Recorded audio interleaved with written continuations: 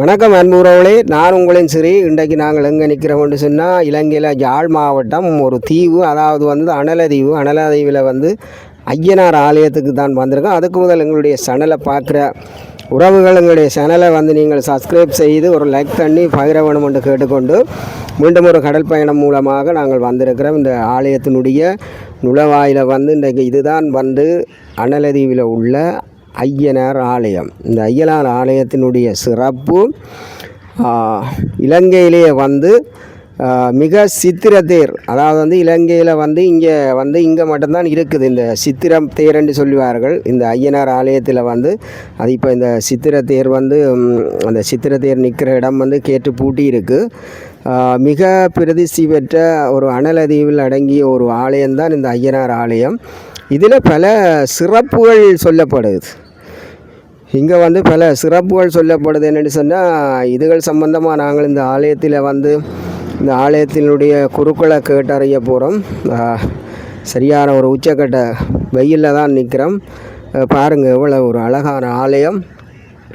அந்த வகையில் இது அனலதீவு மக்களுக்கு ஒரு பெரிய ஒரு அருள் பாதிக்கிற ஒரு இடமுண்டு மக்களால் சொல்லப்படுது. ஆலயத்தினுடைய முன்பகுதிகள் எல்லாம் ரொம்ப அழகாக இருக்குது. நல்ல உயரிய கோபுரங்கள், அதே போல் முன்னுக்குள்ளே வரவேற்புக்கூடிய மாதிரியான சிற்பங்கள், சிலைகள் எல்லாம் மிக அழகாக காட்சி அளித்து கொண்டிருக்குது. அந்த வகையில் இது அனலதீவிலே அமைந்துள்ள ஒரு இறங்குத்துறையால் இறங்கி நாங்கள் வரணும். அந்த அமைந்துள்ளது ஐயனார் ஆலயம். இந்த ஆலயத்தில் சில மருத்துவ மரங்கள் காணப்படுகிறது. இதுக்கு பெரிய வரலாறு, 1000 வருடம் பழமை வாழ்ந்த ஒரு ஆலயம் என்றும் சொல்லப்படுகிறது. இப்போ நாங்கள் இந்த கோயில் ஐயாவை நாங்கள் சந்திக்கிறோம். அனலதீவு கூலாவடி ஐயனார் என்று அழைக்கப்படுகிறது. நிறைய விடயங்களை நாங்கள் ஐயாட்ட கேட்டறிய போகிறோம். ஐயாவே இந்த நிறைய விடயங்களை விளங்கப்படுத்த இருக்கிறோம். ஓம் ஸ்ரீ குருப்யோ நமஹ. ஹரி ஓம். கூலாவடிநாதர் ஸ்ரீ ஹரிஹரபுத்திர ஐயனார் பாதங்களை வணங்கி கொண்டு, எனது பெயர் கைலாசநாத பிரவீன் குருக்கள். இந்த கூலாவடியான் என்கின்ற இந்த ஹரிஹரபுத்திர ஐயனார் இந்த பெயர் வார்த்ததுக்கு காரணமே, கிட்டத்தட்ட 1000 வருடங்களுக்கு முன் எங்களோட யுகங்கள், அதாவது எங்களோட சந்ததிகள் தாத்தா தாதா தாத்தா அப்படி ஒரு ஒரு ஒரு யுகமே முடிஞ்சிருக்குன்னு சொல்லலாம். அந்த யுகத்தினூடாக இந்தியாவிலிருந்து கடலோரமாக அணைக்கப்பட்ட எம்பெருமான் தான் உள்ள இருக்கிற ஹரிஹரபுத்திர ஐயனார். இந்த சில ஒரு இந்து சமயத்தில் ஒரு சிக்கல் ஒன்று இருக்கு. ஐயனார் ஐயப்பன் 2 பேரும் உண்டா அப்படின்னு ஒரு கேள்வி ஒன்று இருக்கு. அதுக்கான விளக்கம் என்னென்றால், ஐயனாரும் ஐயப்பனும் ஒரே சொரூபம். அதாவது கிட்டத்தட்ட 12 சொரூபங்கள் இருக்கு. நீங்கள் பார்த்துருப்பீங்க, இந்தியாவில் பார்த்துருப்பீங்க, கையோட பெரிய மீசையெல்லாம் வச்சு அருவாள் ஒன்று வச்சிருப்பேன். முனீஸ்வரன் சொல்லுவினா இல்லச்சாமி, அவர் ஒரு சொரூபம். இதே சபரிமலையில் இருக்கிற அவர் ஐயப்பன், அது ஒரு சொரூபம். இங்கே பூர்ண புஷ்கலாம்பா தேவி சமேத ஹரிஹரபுத்திர ஐயனார், அதாவது 2 மனைவிகளோடு இருப்பார். ஐயனார் 2 மனைவிகளோட இருப்பார். இவர் 8வது சொரூபம். 8வது சொரூபம். அதாவது ஐயனாருக்கு நிறைய வாகனங்கள் இருக்கு. குதிரை, யானை அப்படின்னு 2 வாகனங்கள் இருக்கு. இங்கே நாங்கள் யானை வாகனத்தோட இருக்கிறோம்.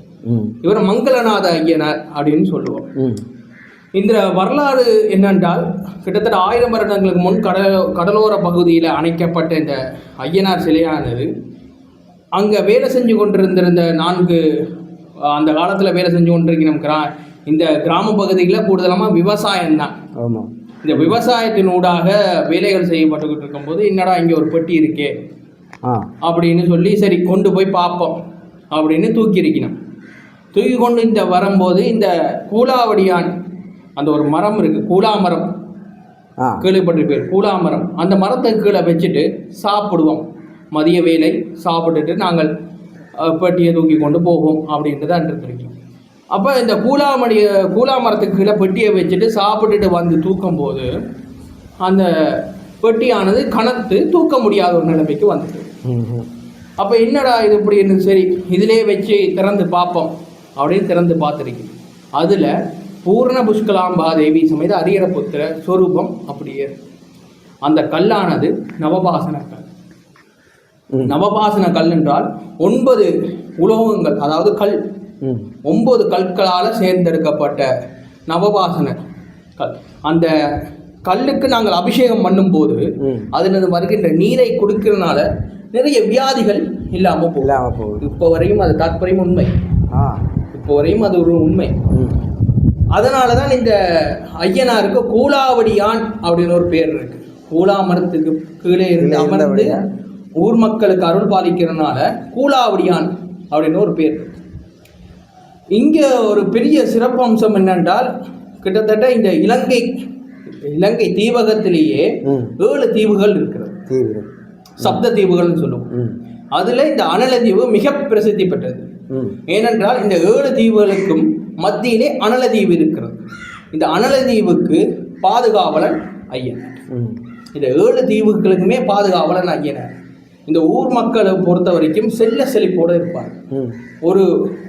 ஒரு குறை என்று சொல்லி மனம் வந்து இங்கே உருகி வேண்டினால் அவர்கள் காலையில் வேண்டிட்டு போய் வீட்டில் இருந்தால் சாயங்காலத்துக்குள்ள அந்த வேண்டுதல் நிறைவேறும்.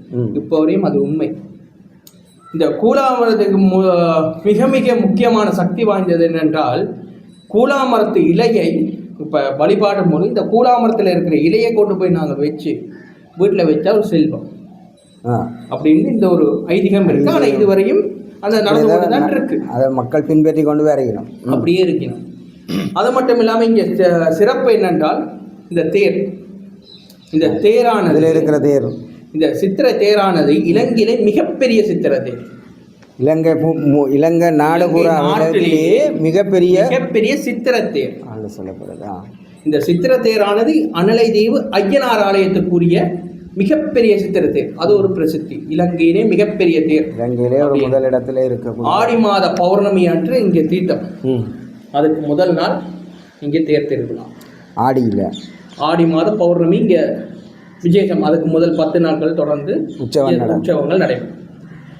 அதே மட்டும் இல்லாமல் சித்திரை மாதம் வருகின்ற முதல் திங்கள், அதாவது சித்திரை வருடம் பிறந்து வருகின்ற முதல் திங்கள் இங்கே ஐயனாருக்கு பொங்கல் உற்சவம் நடைபெறும்.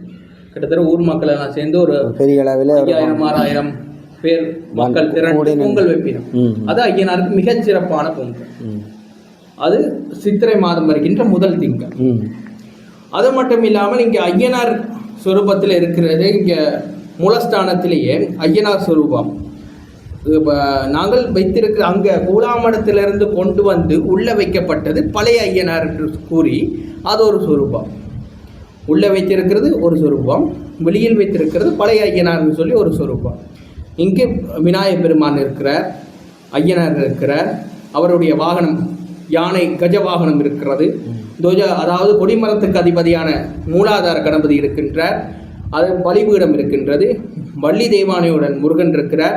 உக்ஷப சொரூபங்கள் இருக்கிறது. காலபைரவர் இருக்கிறார். மற்றது விருபாட்ச சண்டேஸ்வரன் சொல்லி சண்டேஸ்வர பெருமான் இருக்கிறார். இவ்வளவுதான் இந்த கோயில் அமைப்புகள். இப்பொழுது இந்த கோயிலானது கிட்டத்தட்ட 2023ஆம் ஆண்டு காலப்பகுதியிலே பாலஸ்தாபனம் செய்யப்பட்டு இப்பொழுது இருக்கிற காலப்பகுதியிலே வேலை திட்டங்கள் நடைபெற்று கொண்டிருக்கிறது. இது கட்கோயிலாக வர வேலைகள் நடந்து கொண்டே இருக்கின்றன. இந்த கட்கோயிலானது மிகவும் பிரசித்தி பெற்ற ஒரு கட்கோயிலாக வர ஐயனார் வழிவகுத்திருக்கிறார். ஏனென்றால் இந்த ஒரு ஏன்னா உங்களுக்கு தெரியும், தலவரி பயணங்கள் என்றால் இலகு, இது கடல் வழி பயணம். அங்கிருந்து கல் கொண்டு வரணும், மண் கொண்டு வரணும், சீமந்துக்கு கொண்டு வந்து தான் நீங்கள் கட்டவும். அந்த அளவுக்கு கட்டுப்பட்டு இந்த அளவு பெரிய கோயிலாக இருந்தது. இப்போ இனி கட்கோயிலாக மாறப்போகுது. ஒரு கருங்கல் ஆனது ஒரு படகு மூலமாக ஒரு கருங்கல் கொண்டு வரண்டால் கிட்டத்தட்ட 2 கருங்கல் தான் கொண்டு வரணும். அவ்வளோ கஷ்டப்பட்டு நாங்கள் இது எனக்கு தெரிந்து இப்போ ஒரு 100க்கு ஒரு 5% வேலை திட்டங்கள் முடிவு வருது இந்த ஒரு காலப்பகுதியில்.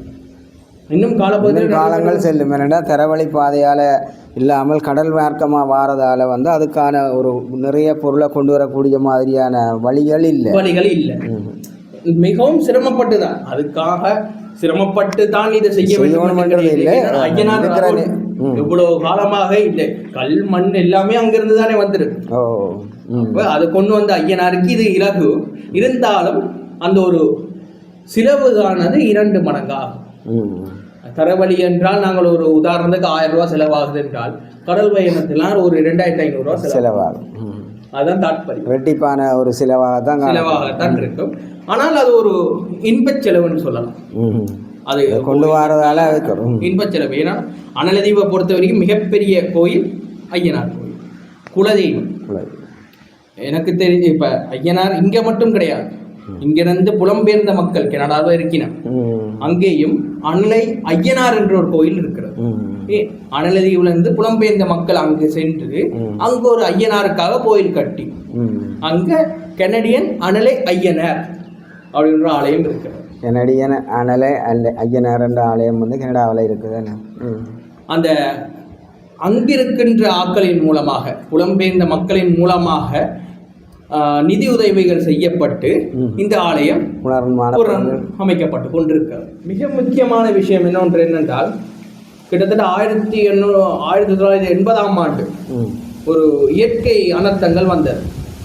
அப்ப இயற்கை கடும் மலைகள், காற்றுகள், பேரழிவு உட்பட்ட போது இந்த மக்கள், அனலை மக்கள் எல்லாரும் வந்து ஐயனாரே எங்களை காப்பாற்றுங்கள் அப்படின்னு சொல்லி ஒரு கூச்சலிட, கோபுரத்திலிருந்து 4 பக்கமும் இடி முழக்க சத்தம் ஒன்று கேட்டது. கேட்ட உடனே அந்த அலைகளோ காற்றோ மழையோ அப்படியே நின்று விட்டது. இது இப்போ வரைக்கும் அந்த ஒரு தாற்பயம் நடந்து கொண்டுதான் இருக்கு. ஏன் இவ்வளவு கால் 2009ஆம் ஆண்டு நடைபெற்ற ஒரு போர்லையும் அனலதீவுக்கு ஒரு சேதாரமும் ஏற்படையது. அதுக்கு காரணம் ஐயா. ஏன் இப்போ கிட்டத்தட்ட கொரோனாங்கிற ஒரு வைரஸ் எங்கேயுமே எந்த ஒரு ஆலயத்திலுமே உற்சவங்கள் மகோற்சவங்கள் நடைபெறக்கூடாதுன்ற ஒரு சட்டம் போட்டிருந்தாங்க. ஆனால் ஐயனார்ல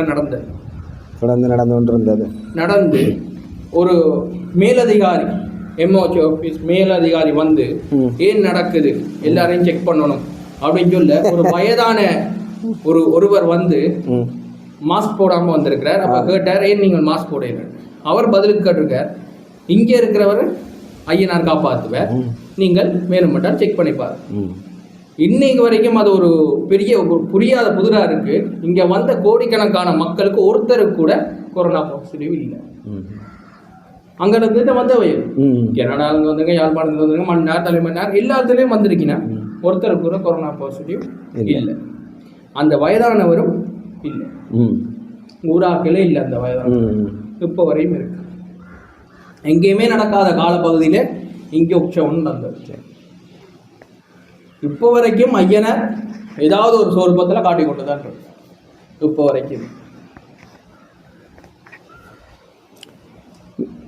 உறவுகளே மிகச் சிறப்பாக, மிக அமைதியான முறையில் ஆலயத்தினுடைய வழிபாட்டு முறைகளும் போர்க்காலங்களும் கொரோனா காலங்களிலும் எப்படி இந்த மக்கள் வந்து இந்த வழிபாடுகளில் ஈடுபட்டார்கள், அதிலிருந்து எப்படி மக்கள் வந்து பாதுகாப்பாக வாழ்ந்தார்கள், இந்த மண்ணினுடைய பெருமை விவசாயம் என்றும், கூலாவடி ஐயனாருடைய மரம் மறைவு வருவதனால் அதிலிருந்து ஒரு கிளை எழுந்து அதிலே இருக்கிற ஒரு இலையை கொண்டு போய் மக்கள் அந்த வீடுகளில் வைக்கிற பொழுது அவருடைய வேண்டுதல் நிறைவேற்றப்படுது என்று சொல்லியும், ஐயனார் ஆலயம் 1000 ஆண்டுகளுக்கு முன்பதாக வந்து இங்கே வரப்பட்டது என்று சொல்லியும், இங்கே இருந்து ஒரு அனர்த்தம் காரணமாக ஐயனார் அந்த எல்லா பக்கமும் முழக்கங்கள் ஏற்பட்டு கடல் வந்து அமைதியாகினதுன்னு சொல்லியும் நாங்கள் அறிந்திருக்கிறோம், கேள்விப்பட்டிருக்கிறோம். இன்று நேரிலே வந்து இந்த காணொலியை நாங்கள் மிக அன்போடு வந்து நாங்கள் பதிவு செய்திருக்கிறோம்.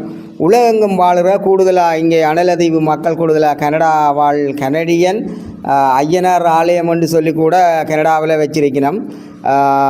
அன்பு உறவுகளே, இந்த காணொளி பதிவாகிற பொழுது, பதிவேற்றம் செய்து உங்களுக்குள்ளே வர்ற பொழுது நிறைய நீங்கள் இந்த காணொளியை நீங்கள் பகிர வேண்டும். இதனுடைய மகிமைகள் பெருமைகளை நீங்கள் சொல்ல வேண்டும். இந்த ஊரினுடைய பெருமைகள், இந்த ஊரினுடைய வாழ்க்கை வரலாறுகள் எல்லாத்தையும் நாங்கள் இன்றைக்கு கூடிய அளவுக்கு இந்த பதிவேற்றத்தில் கொண்டு வந்து தான் எங்கே கேட்டாலும் ஐயனார் ஆலயம் அனலதீவில் மிக பிரதிஷ்டி பெற்ற சிறப்பான ஆலயம் என்று சொல்லியிருந்தால், அதற்கு அமைவாக இன்று நாங்கள் இந்த ஆலயத்தினுடைய பிரதம குருக்கள் பிரவீன் குருக்கள் ஐயாவோட ஒரு நேர்காணலை நாங்கள் கொண்டு வந்து உலகுக்கு கொண்டு வரோம். பல்லாயிரக்கணக்கான உறவுகளினுடைய காணொலியை நீங்கள் பார்க்குறீங்கள். வெகு விரைவில் அதை பதிவேற்றம் செய்து நாங்கள் கொண்டு வரோம். அப்பொழுது நீங்கள் லைக் பண்ணுங்கள், சப்ஸ்கிரைப் பண்ணுங்கள், நல்லா பகிருங்க. அனலதீவில் இருக்கிற உலகத்தில் இப்போ கூடலாக வந்து தீவகம் என்று சொன்னாலே அதுகளுக்கு தனித்தனி சிறப்புகள் இருக்குது. அந்த வகையில் தான் அனலதீவில் வந்து 7 தீவுகளுக்கும் பொறுப்பாக வந்து ஐயனார் இருக்கிறார் மத்தியில் என்று சொல்லப்படுறது. மீண்டும் ஒரு பதில் காணொளி மூலம் நாங்கள் சந்திக்கும் வரை உங்களிடமிருந்து விடைபெற்றுக் கொள்கிறேன். உங்களின் அன்பின் ஸ்ரீ. நன்றி, வணக்கம் ஐயா.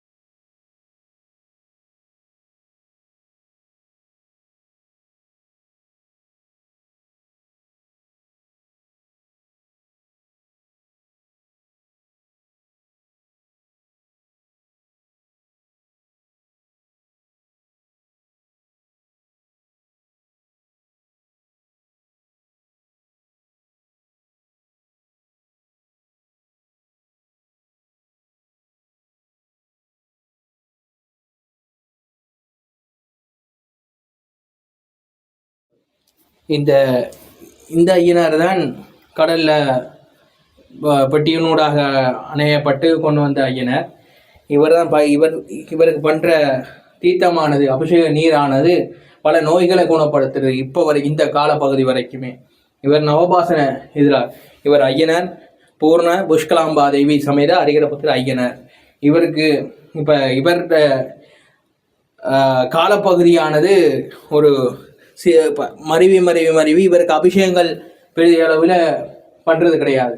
ஏனென்றால் இந்த நவபாசமானது தேவடைந்து போகிற ஒரு காரணத்தினால இந்த ஐயனார் வச்சினாங்க.